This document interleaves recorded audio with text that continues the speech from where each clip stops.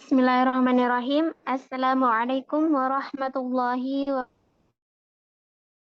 wabarakatuh. Alhamdulillahirabbil alamin. Wassalatu wassalamu ala asrofil anbiya'i wal mursalin wa ala alihi washabihi ajma'in.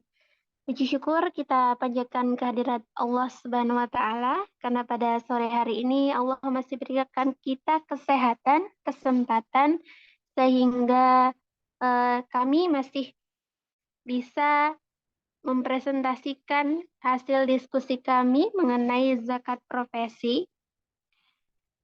Yang terhormat Bapak Fahmi Irfanuddin dan teman-teman sekalian. Nah, untuk mempersingkat waktu, kita akan mulai saja. Untuk itu, izinkan kami untuk memperkenalkan diri kami masing-masing. Yang pertama itu ada Jihan Anjani Putri, yang kedua ada saya Suryandiani, yang ketiga ada Irham Janadi Fatma, yang keempat ada Dewanti Rahma Izzati. Selanjutnya kita akan membahas pada pokok bahasan kita ada 5. Yang pertama pengertian zakat profesi, yang kedua profesi yang dizakati, yang ketiga hukum zakat profesi, yang keempat nisab zakat profesi, dan yang terakhir ada cara penghitungannya. Yang pertama kita masuk kepada pengertian zakat profesi. Kepada Jihan, saya persilakan. Terima kasih kepada moderator. Pembahasan pertama yaitu tentang pengertian zakat profesi. Zakat profesi terdiri dari 2 kata yaitu zakat dan profesi. Zakat profesi adalah zakat yang dikeluarkan dari hasil apa yang diperoleh dari pekerjaan dan profesinya. Secara umum, zakat profesi menurut putusan Tarjih Muhammadiyah adalah zakat yang dikeluarkan dari hasil usaha yang halal yang dapat mendatangkan hasil atau uang relatif banyak dengan cara yang halal dan mudah, baik melalui keahlian tertentu maupun tidak. Sedangkan dalam pemahaman Zamzani Ahmad, zakat profesi adalah zakat penghasilan yang didapat dan diterima dengan jalan yang halal dalam bentuk upah, honor, ataupun gaji. Selanjutnya ada profesi yang dizakati. Yang pertama adalah pekerjaan yang dikerjakan sendiri tanpa tergantung kepada orang lain, berkat kecekatan tangan ataupun otak. Penghasilan yang diperoleh dengan cara ini merupakan penghasilan profesional, seperti penghasilan seorang dokter, insinyur, advokat, seniman, penjahit, tukang kayu, dan yang lainnya. Yang kedua adalah pekerjaan yang dikerjakan seseorang buat pihak lain, baik pemerintah, perusahaan, maupun perorangan dengan memperoleh upah yang diberikan dengan tangan, otak, ataupun keduanya. Penghasilan dari pekerjaan yang dikerjakan untuk orang atau pihak lain dengan imbalan mendapat upah atau honorarium seperti pegawai negeri atau swasta. Terima kasih. Saya kembalikan kepada moderator. Baik, terima kasih Jihan. Selanjutnya pada hukum zakat profesi disajikan oleh Dewanti. Pada Dewanti saya persilakan. Baik, terima kasih. Selanjutnya yaitu hukum zakat profesi. Kewajiban berzakat ini berdasarkan keumuman kandungan makna Al-Quran surat At-Taubah 103 dan surat Al-Baqarah 267 yang artinya, hai orang-orang yang beriman, nafkahkanlah di jalan Allah sebagian dari hasil usahamu yang baik-baik dan sebagian dari apa yang kami keluarkan dari bumi untuk kamu. Dan janganlah kamu memilih yang buruk-buruk lalu kamu menafkahkan daripadanya. Padahal kamu sendiri tidak mau mengambilnya melainkan dengan memincingkan mata terhadapnya. Dan ketahuilah bahwa Allah Maha Kaya lagi Maha Terpuji. Selanjutnya ada surat At-Taubah ayat 103 yang artinya ambillah zakat dari sebagian harta mereka. Dengan zakat itu kamu membersihkan dan mensucikan mereka dan mendoalah untuk mereka. Sesungguhnya doa kamu itu menjadi ketentraman jiwa bagi mereka. Dan Allah Maha mendengar lagi Maha mengetahui. Selanjutnya ada nisab zakat profesi dan cara perhitungannya. Ada 2 kemungkinan yang dapat dikemukakan untuk ukuran nisab zakat profesi ini.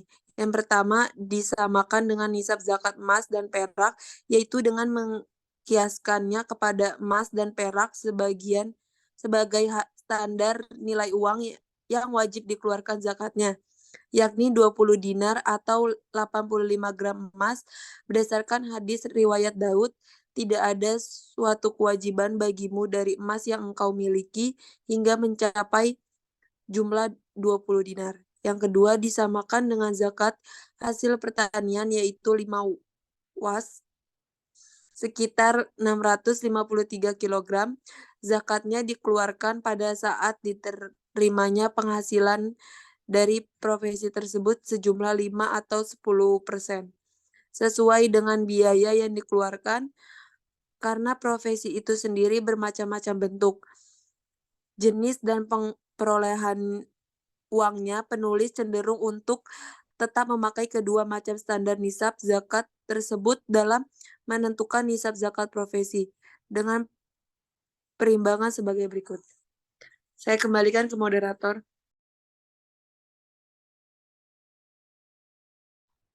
Baik, terima kasih kepada Dewanti. Selanjutnya pada bagian cara perhitungannya akan dijelaskan oleh Jana Difatma. Kepada Diva, saya persilahkan. Baik, terima kasih atas waktu yang diberikan. Di sini saya akan melanjutkan materi yang tadi dibacakan oleh teman saya, yaitu cara perhitungan dari zakat profesi.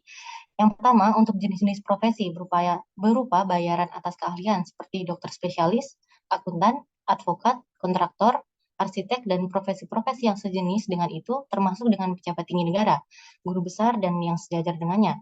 Nisab zakatnya disamakan dengan zakat hasil pertanian, yakni senilai kurang lebih 653 kg beras atau 5 wasok.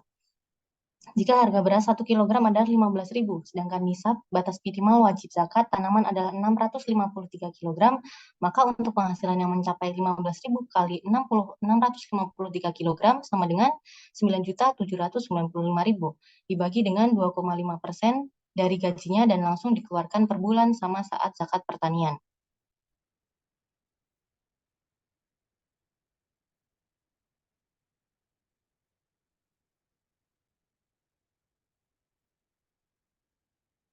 Selanjutnya,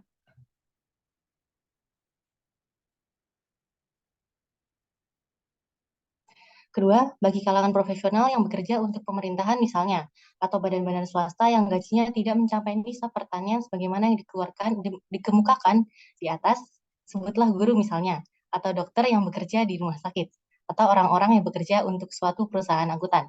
Zakatnya disamakan dengan zakat emas, yakni 85 gram, sekitar 68 juta. Jika diperkirakan harga per gram emas sekarang 800.000, maka nilai nisab emas adalah 68 juta dengan kadar zakat 2,5%. Jika pada akhir tahun jumlah mencapai nisab, dikeluarkannya zakat 2,5% setelah dikurangkan dengan biaya pengeluaran pokok dari yang bersangkutan dan keluarganya. Misalnya saja seorang karyawan ini memiliki gaji 20 juta per bulan. Nah, pengeluaran pokok seorang karyawan itu 8 juta per bulan. Jadi 20 juta ini dikurangi 8 juta sama dengan 12 juta. 12 juta dikali 12 bulan sama dengan 144 juta. 144 juta ini dikali dengan 2,5% untuk zakat profesi, yaitu 3.600.000 per tahun, atau bisa disebutkan 300.000 per bulan. Saya kembalikan kepada moderator. Terima kasih kepada Diva untuk penjelasannya mengenai cara perhitungan zakat profesi. Baik, teman-teman, kita masuk kepada bagian akhir, yaitu kesimpulan. Maka dapat kami simpulkan bahwa zakat profesi itu hukumnya wajib sama dengan zakat usaha dan penghasilan lainnya seperti pertanian, peternakan, dan perdagangan. Nah, batas nisab harta kekayaan yang diperoleh dari usaha profesi dapat disamakan nisabnya dengan zakat hasil tanaman, yaitu 5 wasak sekitar 653 kg dengan kewajiban zakat 5% atau 10%. Dan dibayarkan ketika mendapatkan peroleh imbalan atau upah dari profesi tersebut. Bagi profesi-profesi seperti dokter di rumah sakit, guru atau dosen yang hanya menerima gaji tetap dari instansi pemerintah, tempat bekerjanya disamakan nisabnya dengan nisab emas, yakni 85 gram, dengan kewajiban zakat 2,5% yang dikeluarkan setiap tahunnya, setiap 1 tahun atau 1 haul, dan setelah dikeluarkan biaya kebutuhan pokok. Demikian teman-teman yang dapat kami presentasikan mengenai hasil diskusi kami mengenai zakat profesi. Apabila teman-teman ada pertanyaan atau kritik saran dari kelompok kami, bisa disampaikan di ruang my class ya nanti teman-teman. Mohon maaf apabila ada kesalahan kata atau kekhilafan dari kami. Wallahu a'lam bishawab. Kami tutup dengan salam. Wassalamualaikum warahmatullahi wabarakatuh. Waalaikumsalam warahmatullahi wabarakatuh.